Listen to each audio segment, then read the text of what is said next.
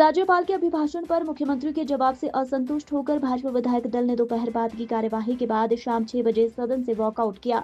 बाहर मीडिया से बातचीत में नेता प्रतिपक्ष जयराम ठाकुर ने कहा कि मुख्यमंत्री हर वक्त झूठ बोलते हैं। हम काफी देर शांत रहे और कोई व्यवधान पैदा नहीं किया, लेकिन मुख्यमंत्री कहने लगे आपने आपदा के दौरान कुछ नहीं किया। नेता प्रतिपक्ष ने कहा कि मुख्यमंत्री कह रहे हैं कि आप आपदा के दौरान खड़े नहीं हुए, तो मैं उन्हें बता देना चाहता हूं कि हमारे लोगों ने आपदा में कई किलोमीटर पैदल चलकर प्रभावितों की मदद की है। कांग्रेस के नेता कहीं दिखाई नहीं दिए। दूसरी बार हमने पूछा, नशे के खिलाफ लड़ाई में आप विशुद्ध राजनीति कर रहे हैं और हमें साथ नहीं लिया। हम पूछना चाहते हैं कि किसके इशारे पर सरकार ने एसटीएफ गठित की थी और क्या काम उनसे करवाते रहे। अब जब 4 पुलिस कर्मचारी ही इसमें संलिप्त पाए गए तो उनको सस्पेंड कर एक डीजीपी को छुट्टी पर भेज दिया। क्या ये है आपकी नशे के खिलाफ कार्रवाई को लेकर संवेदनशीलता? उन्होंने कहा कि मुख्यमंत्री को अपने गलत कामों पर पर्दा डालने की आदत हो गई है, जिसे विपक्ष हटाना जानता है। लगातार गलत बातें जो सत्य पर आधारित नहीं है, उन बातों का जब जिक्र होता रहा, बार बार आपदा का जिक्र करते हुए मुख्यमंत्री जी कहने लगे कि आपदा की घड़ी में आप खड़े नहीं हुए और आरोप लगाने लगे। और मैं इस बात को लेकर के काफी हद तक जो है हम शांत रहे, सब लोगों ने, किसी ने कोई व्यवधान नहीं किया, लेकिन उसके बावजूद जब लगातार वो भारतीय जनता पार्टी के ऊपर आरोप लगा रहे थे कि आपदा की घड़ी में हमने इस सदन के अंदर चर्चा की, आप लोगों ने चर्चा में भाग नहीं लिया और चीजों को लेकर के जो कहने लगे, तो हमने उनसे पूछा क्या ये सरकार का दायित्व तो नहीं बनता है कभी प्रदेश पर जब आपदा आती है, उस आपदा की घड़ी में लोगों की मदद की, नया काम क्या किया? और दूसरी बात, जिस बात को लेकर के वो बार बार आरोप लगा रहे थे कि आपदा की घड़ी में आप खड़े नहीं, भारतीय जनता पार्टी एकमात्र पार्टी थी जहां आपदा की घड़ी में 12-12 किलोमीटर, 15-15 किलोमीटर तक भी लोगों को मिलने के लिए गए, लोगों को मिलने के साथ साथ में पैदल मिल करके वहां तक राशन पहुंचाने में मदद की, सामान पहुंचाने में मदद की।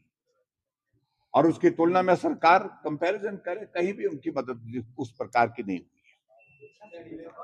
और दूसरी बात मैं ये कह रहा हूं, ये मुझे लगता है कि पूरे देश के इतिहास में पहली बार ऐसा हुआ कि आपदा की घड़ी में जिन परिवारों के सदस्य हुए, जिनके घर चले गए हैं, बाग बगीचे चले गए, उनके ऊपर एफआईआर दर्ज की। 3 एफआईआर दर्ज हुई है मेरे विधानसभा क्षेत्र में। 70 से ज्यादा लोगों के ऊपर मामले दर्ज हुए हैं जो पेशियां भुगत रहे हैं। इससे ज्यादा असंवेदनशील सरकार आज से पहले कभी हमने नहीं देखी। और दूसरी बात, जहां तक महामहिम राज्यपाल महोदय जी के अभिभाषण की अगर बात आती है, भारतीय जनता पार्टी के सभी सदस्यों का मैं धन्यवाद करता हूं। उन्होंने बहुत जोरदार ढंग से अपनी बात रखी है और विपक्ष के नाते सरकार की गलत नीतियों का, जन विरोधी नीतियों का विरोध करना ये हमारा दायित्व है। हमने उनका विरोध भी किया है और उसके बाद अपने सुझाव भी दिए। प्रदेश आर्थिक संकट के दौर में से आज की तारीख में अगर फंसा है तो उसमें सबसे बड़ा योगदान कांग्रेस पार्टी की वर्तमान सरकार का है या पूर्व की कांग्रेस की सरकारों का है। पूरे हिमाचल प्रदेश में विकास कार्य रुके पड़े हैं। इन सारी बातों को लेकर के बार बार कहने की आवश्यकता नहीं है, लेकिन मैं सिर्फ एक ही बात को लेकर के कहना चाहता हूं कि राज्यपाल महोदय जी के अभिभाषण में सरकार की उपलब्धियों पर अगर नजर मारें, जितना पैसा इन्होंने अपनी फ्लैगशिप योजनाओं पर खर्च किया है, उससे ज्यादा तो एक एक पंचायत ने पैसा जो है अपनी एक पंचायत पे पैसा खर्च किया, क्योंकि विजन नहीं था, काम करने की सोच नहीं थी और उल्टा बदले की भावना के साथ काम करते रहे। एमएलए के ऊपर एफआईआर, भारतीय जनता पार्टी के नेताओं के ऊपर एफआईआर, आपदा प्रभावित लोगों के ऊपर एफआईआर, इसके सिवाय कुछ नहीं। और प्रदेश को चारों तरफ से जिस प्रकार से विकास की दृष्टि से पूरी तरह से रोक करके रख दिया है, ताला लगा दिया विकास पर, ये तो आप सबसे छुपा नहीं है। और दूसरी बात, सबसे बड़ी बात, कानून व्यवस्था की धज्जियां उड़ रही हैं, गोलियां चल रही हैं, नशे का प्रचलन किस कदर जो है वो पूरे हिमाचल प्रदेश के सुदूर ग्रामीण क्षेत्रों में जहां दूर दराज के इलाके तक पहुंच गया, ये सबसे बड़ा चिंता का विषय है। और आज आप लोगों ने देखा, जिस मामले को हमने विधानसभा के अंदर उठाया कि जो एसटीएफ, जो स्पेशल टास्क फोर्स जो है वो कॉन्स्टिट्यूट की गई सरकार के द्वारा, उसमें से 4 लोग नशे के जो कांस्टेबल पुलिस के कर्मचारी थे उनको सस्पेंड किया गया, गिरफ्तार किया गया। उनके खिलाफ कार्रवाई क्यों की गई? क्योंकि वही लोग नशे की तस्करी में शामिल, नशे के उस कारोबार में जो है शामिल पाए गए। तो कमी किसकी है? किसने वो लोग रिकमेंड किए? किसके कहने पर?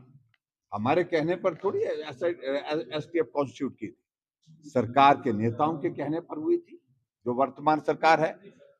और वर्तमान सरकार के अधिकारियों के कहने पर एसटीएफ जो है कॉन्स्टिट्यूट की गई थी। इसका जवाब उनके पास कोई नहीं।